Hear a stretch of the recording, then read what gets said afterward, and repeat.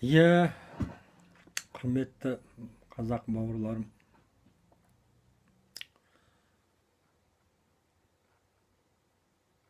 кім Алланың елшісін қорлады, сол екі дүниеде сорлады. Құранда да жазылған.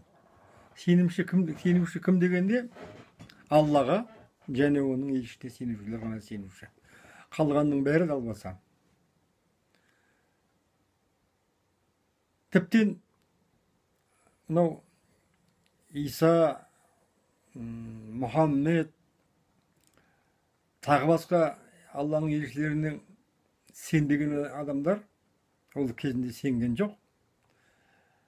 Осы маған істеліп жатқан дүниенің бәрі оларға да істелген. Солардың барлығы сенімсіз кәпірлердің қатарына енді. Әрине олар кезіндегі сондай мықты діндарлар болып өзінше елінің ортасында жүргендердің бәрі Алланың елшілеріне қарсы шығады. Сонымен олар жоқ болып, не болмайтын болса тозақтық болады. Қазақ бауырларым, сорлап қалмаңдар. Неше түрлі арандатушы бәлелер орталарында. Сондықтан дағы Алла сендерді бұл жағдайларында қалдырмайды. Сенімі бардың сенімін арттырады Алла, сенімсізді құртады. Өйткені тек адамзат адасып, азғындаған кезде ғана елші келеді. Не болмайтын бесе Алланың бір рақымы, ерекше мейірімі, рақымы түскен кезде. Олай болатын болса, қазақ жеріне, қазақ халқына ерекше мейін рақым төгіп түсіп тұр. Бірақ оны көрінген арандатушыға еріп, айырылып қалып жүрмеңдер. Бұл жерде менің сендерге айтайын дегенім, айналаңның бәрі көсем, бәрі шешен. Сондықтан дағы жүректің әміріне бағыну керек. Жүрек деген ол не? Жүрек деген ол бір кішкентай ғана бір түйір ет. Насостың рөлін атқарады, қанын айналдырып. Мәселе жүректің өзінде болғанда, оның ішіндегі не екендігінде. Жүректе, жаңағындай, әруақтың тұрағы жүректе. Сондықтан дағы жүрегіңді тыңда, жүрегіңе бағын деген сөз, әруақтыңды, әруақты бағын деген сөз. Әйтпейтін болса, анау қаралықтың соңынан кетіп, қараңғы тұңғиыққа батып, мүлдем жоқ болып кетулерің оп-оңай. Ендігі жерде мен сендерге айтайын дегенім, адамзат, қазақ халқы тегінен тегін шыққан халық емес. Бұл халық өзінің тағдырында талай бірігуден өткен халық. Мысалы, кезінде жаңағындай моңғол шапқыншылығы болған кезде бұл халық, қазақ деген халық, жергілікті түркі халықтары, оның ішінде қыпшақтар менен моңғолдардың буданынан пайда болған халық негізі. Осы Қазақстанның жерінде, Дешті Қыпшақ елінде қазақ деген жаңа ұлт пайда болды. Оны ешкім жоққа шығармайды.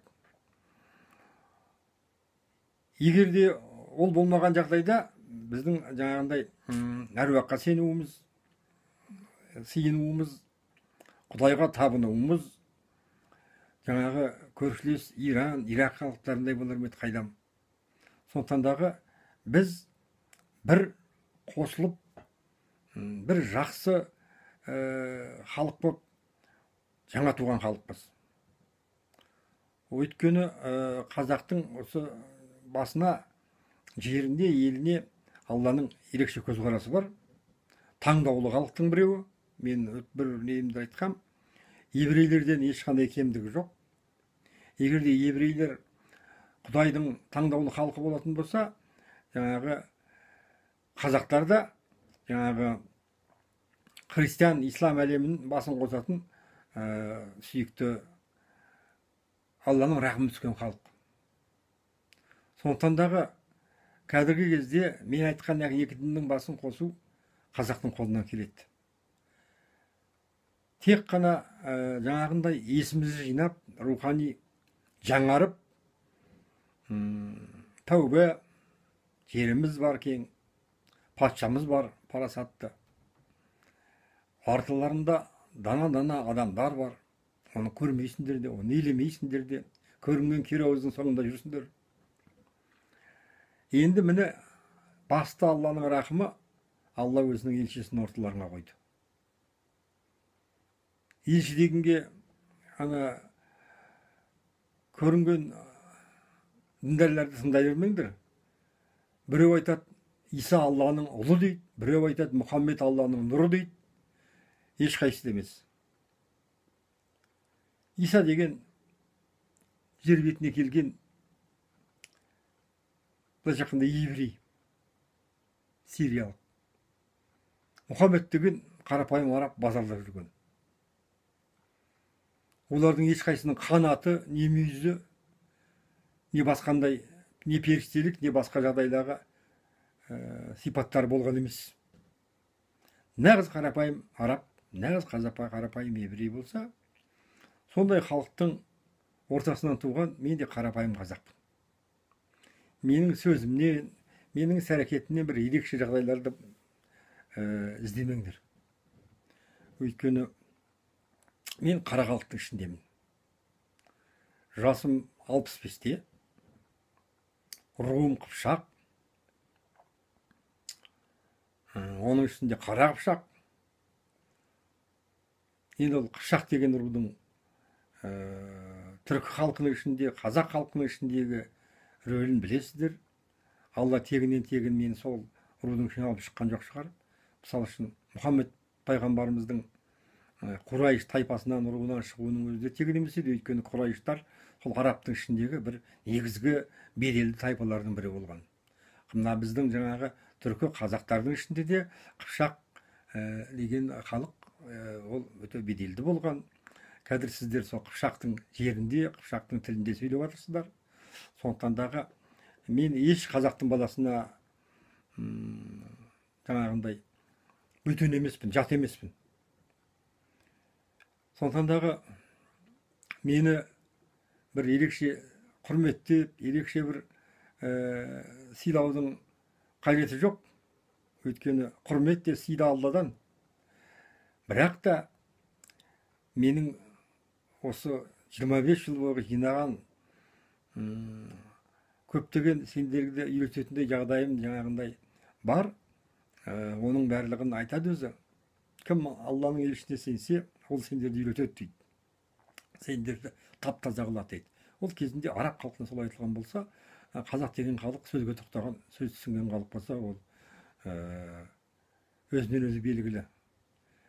Ондай жаңағыдай екі діннің басын қосуды басқа халыққа Алла артпауы мүмкін. Әрине мен елші болғанда топты бастайтын адаммын, бірақ та халықсыз, қазақ халқынсыз ол еш нәрсе бітпейді. Сондықтан дағы ұйымдастырушы, сондықтан дағы оларға бағыт бағдар сілтеуші орталарында болса, қазақ халқы сан нәрсеге қол жеткізеді. Ол тарихтан белгілі. Қазақтай шыдамды, қазақтай парасатты, қазақтай қарапайым, қазақтай құдайшыл, тәубашыл халық бірде-бір. Ендігі жерде мен сіздерге айтайын дегенім, біз әрине жаңағы өзіміздің тамырымыздан, қайнар бұлағымыздан айырылып қалдық. Бірақ та түгел жақсылықтың құты көкте. Алла тағала өзі айтады, бар нәрсенің қоры бізде дейді. Олай болатын болса, жаңағы рухани әлемде, әруақтар әлемінде біздің ата-бабаларымыздың, біздің өткен жетелі әруақтарымыздың беделі зор. Руханият әлемін осы түркі халқы, оның ішінде жаңағы қазақ халқының ата-бабалары ерекше беделде. Ол туралы ақпарат та келген, ол туралы барлығы де бар. Сондықтан дағы жетесіз болмаңдар. Біріншіден Құдайға сеніңдер, екіншіден әруаққа сыйыныңдар. Әруақпен қайталап айтамын сіздерге, жаңағы бұл дүниеден өтіп Алланың ерекше құрмет назарына бөленген, Алла жолында құрбан болған, Алла жолында қызмет істеген жаңағы адамдар жаныменен Алланың рухын байланыстырып, жаңағыдай әруақ атанып, Алланың құдырына жүрген. Сондықтан дағы біз жеңеміз міндетті түрде. Екіншіден, әрине, Алла тағала өзінің мейірімін, рақымын, өзінің құпия сырын көшедегі көрінген қашпайды. Оның ішінен және де өзінің таңдаған құлына ғана ашады. Біреуің отыруы мүмкін, ой, мен профессормын, екіншің отыруы мүмкін, ой, мен анаумын, мынаумын деп. Мәселе онда емес, мәселе кімге Алланың қалауы түсті, сол болады. Мен өзімді бір ерекше адам, не болмайтын десе, не деп жүрген өзі, қарапайым жүрген, қалтақтап жүрген қазақтың бірімін. Әрине, білгенім көп, әрине көргенім көп. Мен өзі негізі адвокатпын. Мен бір 20-30 мыңдай әулеттің бәленбай мың тағдырына араласып, солардан сабақ алғам. Кей адамдар өзінің ғана өмір сүруіменен, өзінің ғана жаңағындай тәжірибесіменен даналыққа жететін болса, мен орасан зор, қазақ ішінде орасан зор жаңағындай адамдар, көп адамдардың тағдырына араласып, солардан даналық жиған адаммын. Оның үстіне Алланың нұры түскеннен кейін, оның үстінде Алланың әруағы, рухына бөленгеннен кейін, енді оны ешкімге ашпаған сырын, талай нәрсесін ашылған, оның барлығын мен сендерге шамам келгенше жеткізем. Мен сендерге, сендердің Құдайдан, мен сендердің білмейтіндерін Құдай арқылы білем. Сондықтан дағы онда тұрған ештеңе жоқ. Қызғанбаңдар менен. Мен сендер үшін күйінем. Айтпайтын болмаса, бір басыма, иншалла, жиғанымда, тергенімде жетеді. Өйткені мен осы саналы азынаулақ ғұмырымда тек Құдай деп жаңағы зарығып, зарлап жаңағы жүрген адаммын. Мен өлімнен де қорықпаймын. Өйткені ол өлім деген менің тезірек жаратқан ием жаққа баруыма себеп болады. Бірақ та мен не деп барам? Мені қинайтын мәселе сол. Мен қара бет болып, сүмірейіп, өзім барғаным қандай? Жоқ, қалың қазақты соңыма ертіп, 3 миллиард адамға үлгі болып, 3 миллиард адамның басын қосып, Алланың рақымына, жаңағындай, даңқына бөленгенім қандай? Әрине, жер мен көктей.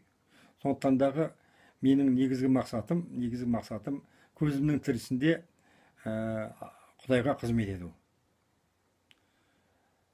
Егер де сол қызмет еткен жолымда кім Құдайға сеніп, жақсылыққа, амалға бет бұрса, ол менің де туған бауырым болады. Кім осының бәріне қарсы болса, ол менің де жауым, өйткені ол Алланың да жауы. Бірақ қалай болғанда да біз жеңеміз. Мен ешкімге мұқтаж емеспін. Ешкімді үгіттемеймін, ешкімді зорлап, анаған сен бері кел, мынаған бері кел деп айтатын жағдайым жоқ. Сендерден шын еттеріңмен келген адамды Алла өзі жүректеріңді ашып маған көрсетеді. Жүректің ішінде не бар деп бағана айттық қой. Жүректің ішінде Алланың рухы бар, және барлық амалдардың жазбасы бар.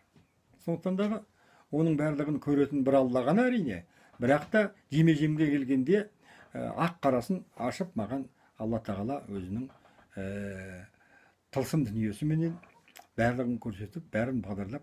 Бүгінгі шейін солай болған, солай болады да, өйткені ең өзінің уәдесіне баянды ол Алла. Алланың ісі баянды. Сондықтан дағы егерде екі дүниеде құтқарылып, ризашылыққа бөленемін, мәңгілік өмірге жетуім керек